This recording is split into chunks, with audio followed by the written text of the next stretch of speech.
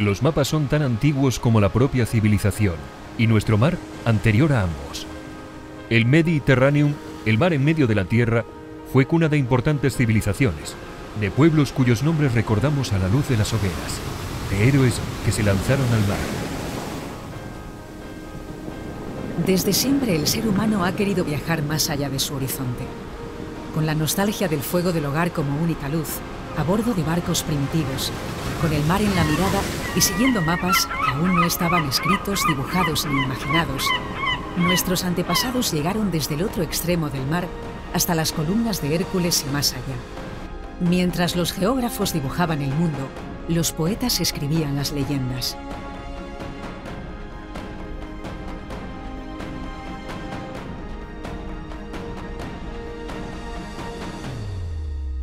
Así, el mar fue el lugar donde viven los mitos, donde jugaban los antiguos dioses. Homero, suponiendo que el poeta fuera una sola persona y no un grupo de escritores, dejó escrita la Odisea. Este mapa representa lo retratado en el primer libro de nuestra civilización, que resulta que es un libro de un viaje. Se trata de la versión del geógrafo Francesco Constantino Marmocchi de los viajes de Ulises, dibujado en Florencia en 1842.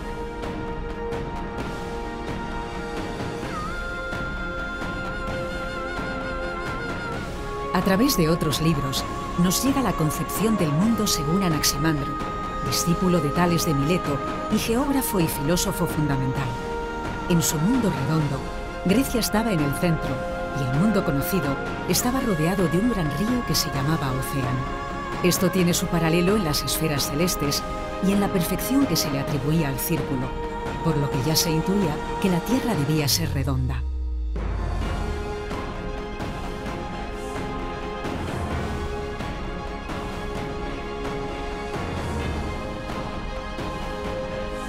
También en Grecia, en Mileto, más o menos cuando Anaximandro falleció, nació Hecateo, antecesor del mismo Heródoto en su interés por escribir la historia en prosa.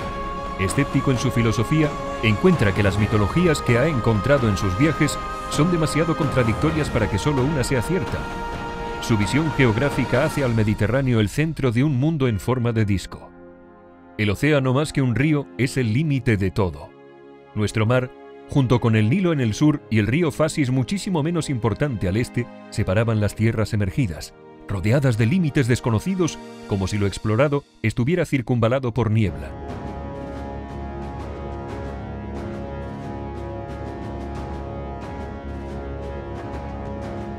Conforme nuestra civilización sale más allá del Mediterráneo, tierras ignotas se añaden a un mundo creciente. Heródoto de Halicarnaso no solo es considerado el primer historiador, sino también el primer geógrafo científico. El mapa mostrado en el que se dibuja el mundo imaginado por Heródoto fue publicado por George Franklin Cram en su famoso Atlas de 1901 en Nueva York. Cram fue el inventor de la técnica de impresión por glifografía, lo que abarató lo suficiente la confección de mapas para hacerlos asequibles a todos los públicos.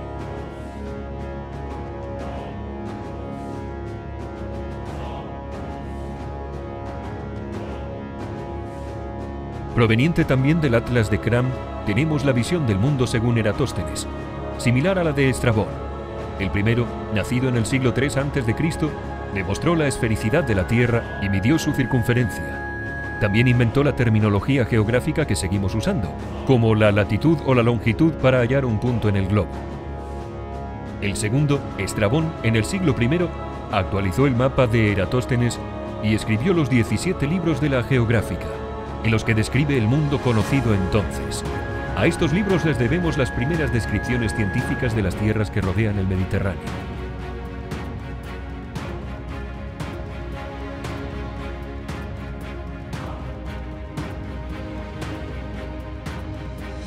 Desde luego, el Mare Nostrum fue el caldo sobre el que se expandió en todas sus costas la civilización romana. En la Eneida, Virgilio nos contó los viajes que llevan al joven troyano Eneas, tatarabuelo de Rómulo, a asentarse en el Lacio, en lo que llegaría a ser Roma. Todas las civilizaciones necesitan de una leyenda fundacional. Cuando Virgilio describió estos viajes, hacía ya más de 1200 años de la guerra troyana. El mapa que presentamos fue dibujado en 1594 por Abraham Ortelius e impreso en Flandes, en Amberes en 1608.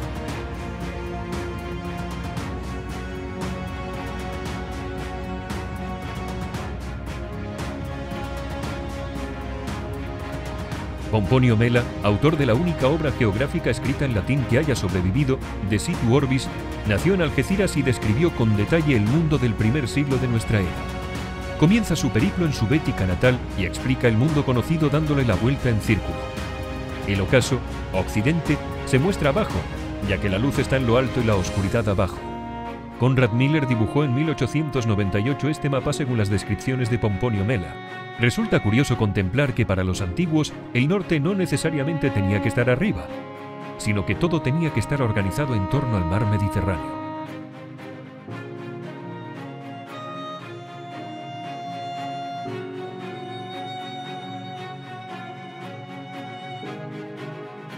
Ptolomeo es considerado uno de los geógrafos más influyentes de la historia, a pesar de sus errores, como corregir muy a la baja las mediciones de Eratóstenes, por lo que Colón, basándose en Ptolomeo, pensó que era posible navegar hacia el oeste y así llegar a Asia.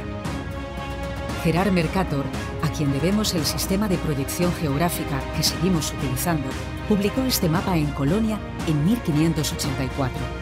El mapa presentado, que une los trabajos de tal vez dos de los mayores geógrafos de la historia, es uno de los mejores ejemplos del desarrollo de la cartografía como herramienta para interpretar y conocer el mundo.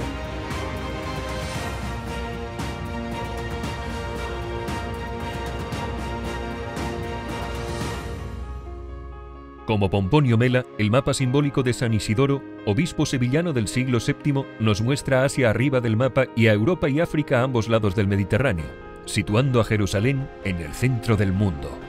En el mapa se aprecia que los descendientes de Noé, Cam, Jafet y Sem, habitan el mundo, cada uno en un continente.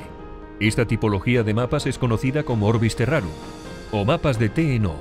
La T por la cruz formada entre el Mar Negro, Nilo y Mediterráneo, y la O por la forma circular perfecta, al ser el mundo una creación divina.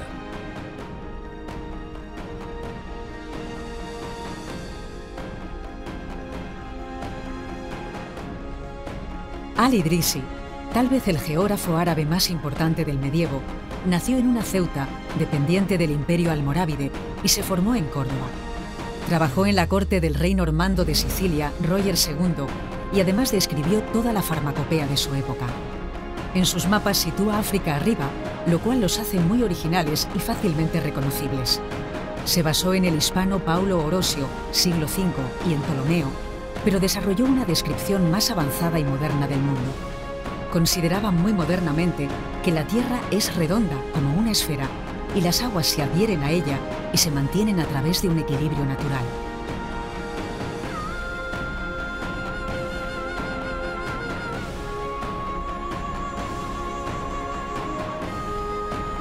Beato es el nombre que le damos a un monje del siglo VIII del monasterio de Santo Toribio de Liébana que recopiló los comentarios al libro del Apocalipsis anunciando el fin del mundo para el siglo IX. El manuscrito original no se conserva, pero sí algunos tan maravillosamente decorados como este por encargo de los reyes de León en 1047. En él se advierte la evolución de los mapas de T-E-No hacia un intento de mostrar los paisajes de la Biblia, pero también una descripción del mundo real, intentando aunar ambas explicaciones y mostrando un mundo en el que el este, con el Edén, se sitúa en lo alto y la Jerusalén terrenal sigue siendo el centro del mundo.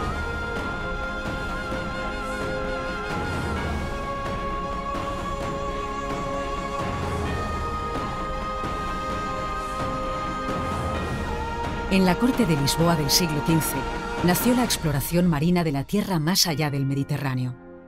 Este maravilloso mapa mundi, que sigue la influencia del gran Al-Idrisi en cuanto a su ordenación sur-norte, fue confeccionado en 1459 por el monje italiano conocido como Fra Mauro, a solicitud de la corte portuguesa de Alfonso V.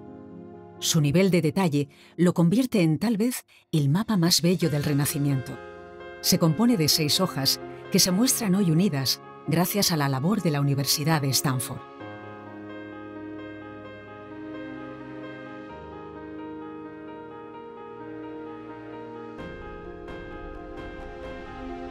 Uno de los tesoros de las bibliotecas vaticanas es este mapamundi encargado por un cardenal Borgia, tal vez basado en un mapa aragonés anterior. Es en sí mismo un misterio. Ni siquiera conocemos quién lo dibujó. Llama la atención que mantenga la ordenación de la tierra que ya hemos visto en Al-Idrisi y en el mapa de Fra Mauro, con el sur arriba, y sorprende la escasa importancia dedicada a Jerusalén. Se dibujó seguramente antes del fin de la Reconquista, por la representación entre montañas del Reino de Granada.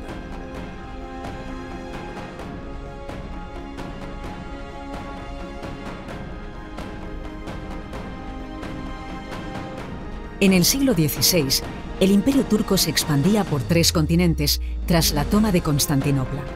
El marino y cartógrafo Piri Reis dibujó para Solimán el Magnífico los vientos y costas del mundo, comenzando por el Mediterráneo. El mapa, con un alto nivel de precisión, fue realizado en el año 1525, 932 de la Égira, poco antes de la conquista de Hungría y del primer asedio de Viena por parte del Imperio Otomano.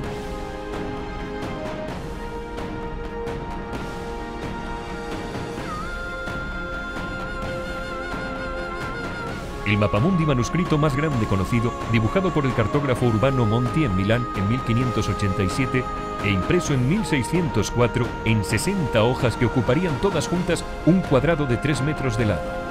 El Mediterráneo se percibe ya como una pequeña porción gracias al avance que en 2 siglos alcanzó la geografía, componiendo un mundo mucho más grande que el que conocíamos hasta entonces.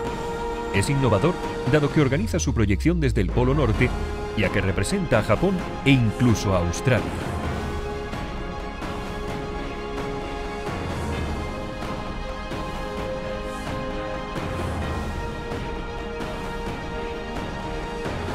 Si bien es difícil destacar un mapa en el aspecto funcional y en el estético, la joya de la corona es el portulano del cartógrafo judío mallorquín Cresques Abraham. Se trata de un mapa con todos los puertos del Mediterráneo, máxima expresión de la excelencia cartográfica alcanzada en el Reino de Aragón. El original, de su llamado Atlas catalán, fue compuesto con la protección de los reyes aragoneses y se conserva en la Biblioteca Nacional de Francia. El Mediterráneo es uno de los mares más importantes de la historia. Constituyó la principal vía comercial y cultural del mundo, poniendo en contacto durante milenios a los habitantes de África, Asia y Europa. En ningún otro lugar como en sus costas se desarrollaron tan pronto importantes civilizaciones, madres de la nuestra, que bebe de sus orillas nuestra gran historia. Somos hijos de los pueblos que decidieron ir más allá del horizonte y darle forma a nuestro mar. Gracias a Casa Mediterráneo, hoy vemos la evolución de la forma de nuestro mar a través de sus mapas y las valiosas aportaciones de los pueblos que habitan sus costas a la historia de la humanidad. Aquí empieza nuestra historia.